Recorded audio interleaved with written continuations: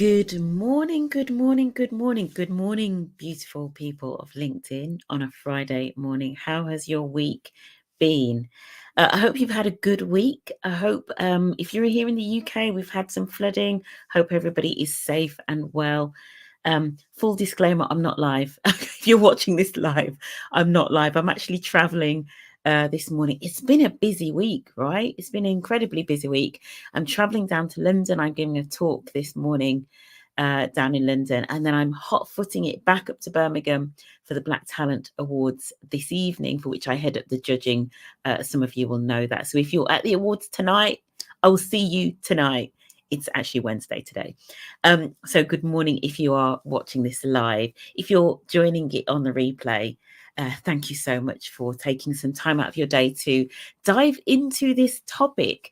So today's topic is return on investment when it comes to events, right? And return on investment doesn't have to be monetary, right? We're talking about time because we know that employee networks and employee network leaders and the teams that organize events put in an awful lot of time into these events, right? And they may, if they're fortunate, have budget as well. So actually, how do we make sure that these events are actually worth doing? So I'm going to talk about how to actually measure the event return on investment. We recently had our ERG Leader Summit in London on the 12th of September. So that's what now, 3 weeks away or something like that. We did event survey afterwards, and we had goals and things like that as well that we measured. So I will share some of the learnings from that in terms of process, but really important to measure events, partly because for employee networks, events really are the bread and butter, right? Some people call them fun and food. Fun and food, events, getting people together is kind of the bread and butter of employee networks, and it can be a really core part of the annual plan. So if you're going to do events, how do you make sure they're actually having the impact that you want them to have? So I'm conscious in terms of where we are currently. We're in Black History Month. There are all sorts of awareness months coming up. There's trans awareness, there's, all kinds of disability awareness, weeks, months, days, visibility events, etc., that are coming up. There are lots of religious festivals as well that will be coming up in the coming weeks, like, for example, Diwali. Obviously, Christmas is coming in December. And you might also be thinking about 2025 in terms of planning now your calendar for 2025, right? Because we're getting into that time of year. I am going to be doing a specific LinkedIn Live about planning for 2025 slightly later. But this LinkedIn Live really is just talking about how you measure the impact of events, because we are in event season, like it's event mayhem. We're falling over events. Coming up as well on the LinkedIn Lives, I have got a stream of guests coming up talking about everything in terms of ERG leadership. So I've got some ERG leaders coming up, and I've also got other organizations or suppliers, as I call them, that live in the ecosystem of supporting employee well-being and employee leaders as well. So that's what's coming up. Starting next week, I want to say, you'll see a stream of ERG leaders and everything very ERG focused. Right, let's get into this. How do we measure the return on investment when it comes to events? So first of all, what I'm going to be whizzing through over the next 25 or so minutes, we want to start with why, as Simon Sinek says. If somebody knows how to pronounce that, please do put it in the comments. So there's the start with why, right? What's the purpose of the event? Setting 2 to 3 clear goals, and that is goals that are measurable, whether that's measurable, by a number or a data point ideally, or whether it's, sort of like feedbacks, or whether it's more qualitative than quantitative. Yeah, that's the right way to say it. Setting targets. So obviously, ideally, if we can set some targets around what we're trying to achieve, then we want to collect the data, and then finally we're going to analyze the results. So that is what I am going to whiz through this morning. Start with the why. What is the problem? Anybody that's been on any of my ERG leader courses or training will know that I talk very much around starting with the problem. There's a famous saying, I'm going to say it's something like, a problem well defined is half solved, right? So when you're thinking about an event, why are you putting that event on? Like, what's the thing that you're trying to achieve? What's the problem? What is its purpose? What is the purpose of the event? So a lot of people, for example, we're going to get into this, they might say, well, I want to raise awareness. Why do you want to raise awareness? Right? So for all of the objectives of what you're trying to achieve with the result, a good way of getting to what's the problem, what's the purpose, is to ask maybe the 5 whys. That's probably something you've heard of. Ask why, and then keep asking why till you get real clarity about what it is you are trying to achieve, because that will help with then the goal setting and what you measure. Okay. And in terms of what you're trying to achieve, it could be related to the needs of the community. This community, this employee network, this ERG, our members, our wider community, our external community have a need that we are tackling. That could be what's driven the event.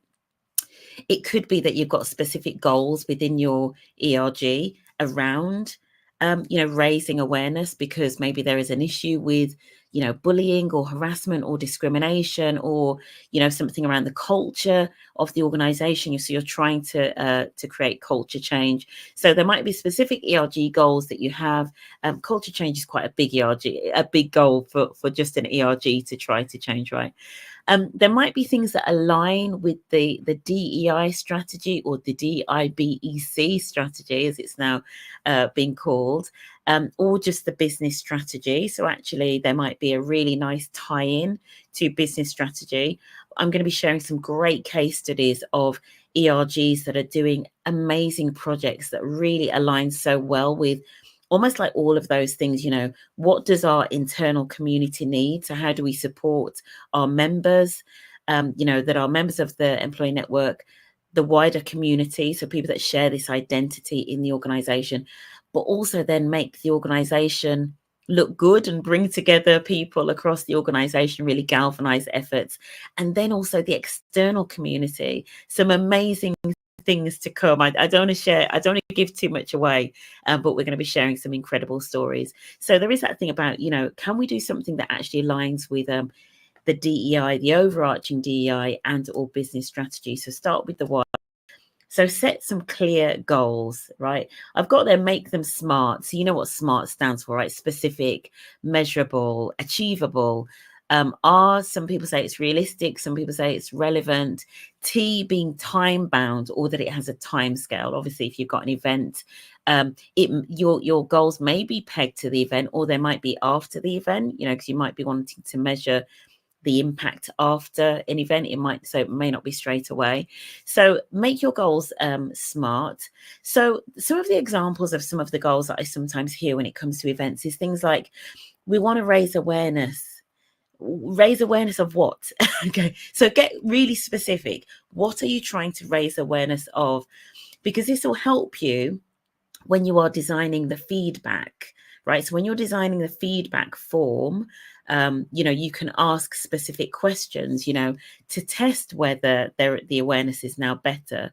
You might have a goal around recruiting new members. In fact, I would say that for every network event that you're doing, you should probably have a target of wanting to recruit new members somehow, even if the event is more external facing. So for example, if it's an event where you are working with a local school and you've got an event that's going on, you should still want to be able to recruit members out of that, whether or not it's that the members are involved in the event, or in the, in terms of the run up to the event, the comms, the marketing around it, then the post event marketing and comms. You'd want that to still drive recruitment and engagement of members, because we know that engagement of members is a real challenge. And for some organizations, especially if you're starting out, recruitment of members is also a challenge, right? So that's probably a really good goal to have for all of your events.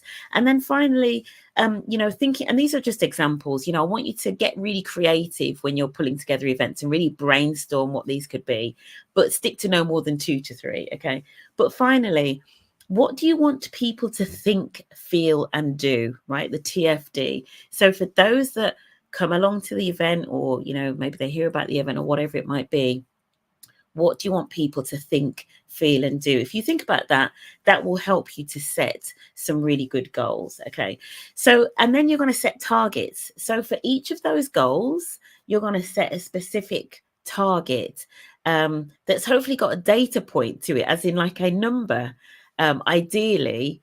You may have things that are literally just more qualitative, but I would still argue that there are ways of turning qualitative data into more quantifiable data. Maybe we'll do a LinkedIn Live about that when we really deep dive into measurement of ERGs, right? So ideally, you want to get to some data points, because that makes it easier then to measure things like progress and measuring one event to the other potentially as well, measuring this event this time next year if you're going to be doing the same event. So ideally, set a goal. And a measure, a key performance indicator, a KPI for each, a set target for each goal. So some of the types of targets that, lots of ERGs could and or should have. The number of attendees is a useful target to have. And actually, in terms of measuring the overall effectiveness of the network itself, measuring the number of attendees that are coming to events is really important.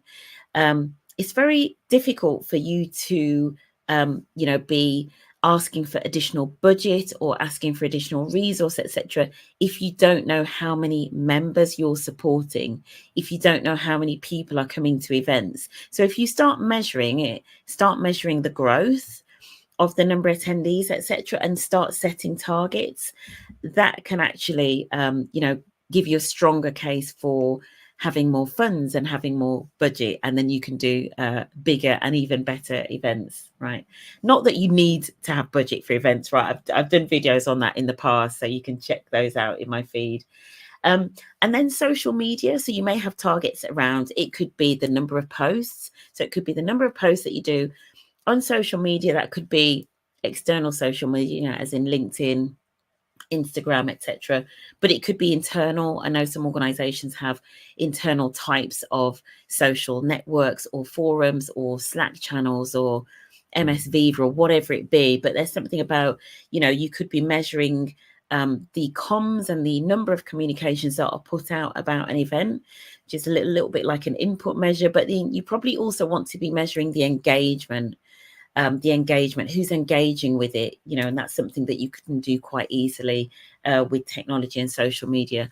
You then may also have a measure about the number of leaders or senior leaders that are involved, whether that be, speakers or attendees or just, people that showed up and supported in other ways. And you may have that as a target if you know that as a network, you are trying to increase your level of influence across the business and increase the level of leadership buy-in. If you've got that as a specific goal or objective within your employee network, then measuring something like how many leaders get involved in your event is a really good indicator. If you see that's really starting to drop off, so that you have 0 leaders attending your event, unless there's a really good reason, right? Then it really is a measure to watch, because it really can be an indicator of your level of influence as a network, okay, and as a network leader specifically as well. So then we get on to collecting the data, right? We're whizzing through this now, right? So you're going to be able to get back to your Friday and starting the weekend fairly soon. So when it comes to collecting the data, make it anonymous if you can, right? And I know that that's potentially subject to the constraints that you have within the IT in your organization. But if you can, make it anonymous, because, people are always a little bit sensitive about giving honest feedback if they think that that we will know who has said it, right? So as far as possible, make it anonymous. The other thing is you want to actually collect this feedback. And I will, if I remember, I will leave a link below of an example feedback survey for an event, right? Event feedback survey / questionnaire. I will leave an example. I try to remember to leave an example in the link in the comments. So you want to collect this data. You want to do this survey in terms of how was the event for you, right? With your attendees, you want to do it as soon as possible. And don't necessarily just survey the attendees, as in like, say, delegates or, members, etc. If you've had any speakers, any external speakers, if you've worked with any external partners or vendors or suppliers, if you've been fortunate enough to have budget or create some next networks where you've had external people working on the event as well, send the feedback to them as well, because they can give you feedback around things like the planning, the logistics, how it felt in the room, etc., all of those kinds of things. So try to collect the data as soon as possible. You don't want people forgetting how the event went, how it felt, etc., because the data won't be as useful and the response rate is likely to be lower. That's actually one of the learns that we got from the ERG Leader Summit. So one of the learns that I took away from that, and we are talking to the organizer team now about the feedback as we go into the planning, is we should have done it in the room before people left, because once people have gone and then they're at their desks the next day or the day after that and they're busy and then they see it, have they got time to even spend 30 seconds to fill in a survey? Possibly not. So I would say if you can get it done in the room, get the survey done in the room. Obviously, if you're virtual, make sure that you allow enough time in that virtual session for people to actually do the feedback within the timescales. And then that kind of leads nicely onto tech. So what's the technology that you're going to use to actually do this? And thinking about, the breadth of your attendees, and also thinking about obviously things like accessibility requirements. You might want to be gathering this literally on paper. It just depends on where you are, how you're set up, etc. It might be though that you want to use technology. I'd argue that technology is obviously easier to kind of then work with the data and do the analysis on the results. So if you're using technology in your organization, you might use Microsoft Forms for this sort of thing. If you don't have that, if you're a Google organization, you might be using Google Forms. If you've got neither of those, then I'd probably say go with Google Forms. Or if you've got some other free tool that you usually use for this type of thing, then obviously use that. The operative word being free there, right? You don't want this costing any money and you want it to be really quick to do. If you're lucky enough to have comm support, so internal comm support, either because you run a really large network where you have an individual who is assigned the responsibility of comms, and so they're going to do this, design the survey, get it all sent out, etc., and they have the capacity, absolutely fine. If you're in an organization that's large enough where you have somebody in your comms team that is a dedicated comms resource to support employee networks, and they're going to help send out the survey, great, even better, right? Because it takes it off your plate as an ERG leadership team. But it may just be that you're doing it yourself. So if you're doing it yourself, I would just recommend Google Forms. That's what I would recommend.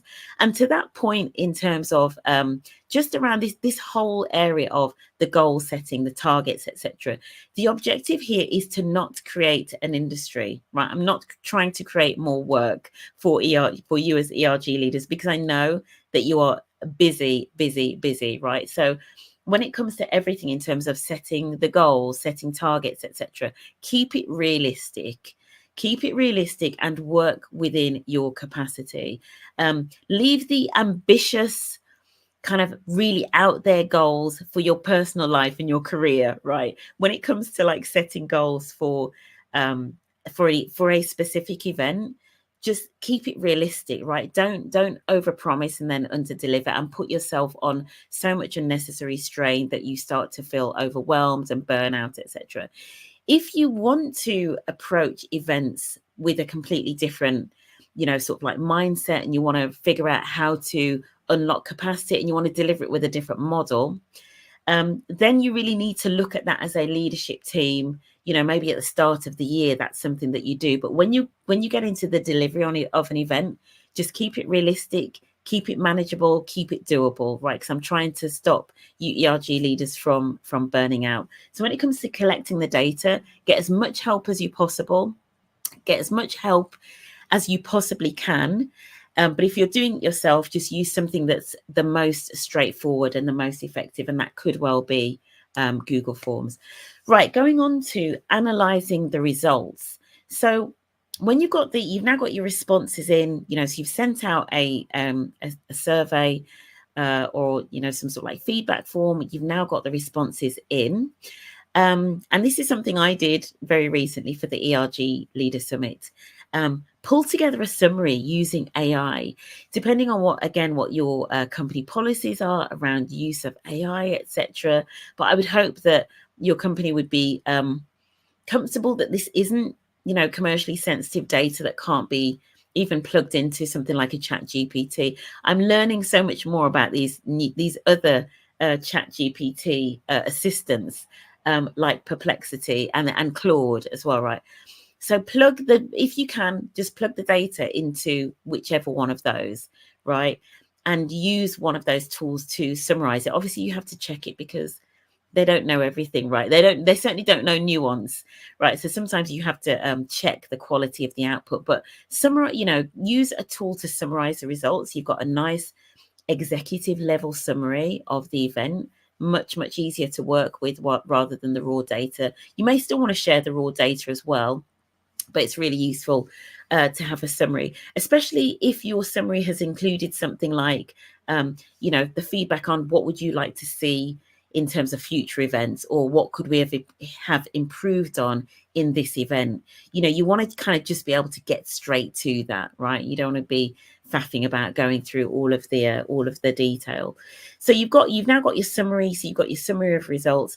I assume that you have debrief meetings after every event, even if it's, some people may literally debrief on the day. I tend to find people are actually a little bit tired on the day, so people just want to go home and put their feet up. So it might be that your debrief meeting doesn't happen until, a few days after, or maybe the week after. I would say try to keep it to no more than a week afterwards, right? I feel like after a week, people's memories start to not be so good. So your debrief meeting within a week, you've now got the summary of the event feedback. You're going to go through that summary, and you're going to go through, assuming that you've got it as well, how you've actually performed in terms of the targets, right? So what was the number of attendees? What was the feedback around if you were trying to raise awareness of X, and then you asked people the question, how do you now feel about X? What were the responses? Was there a question that you asked in the survey that measured the fact that people now had better awareness or felt that the content was relevant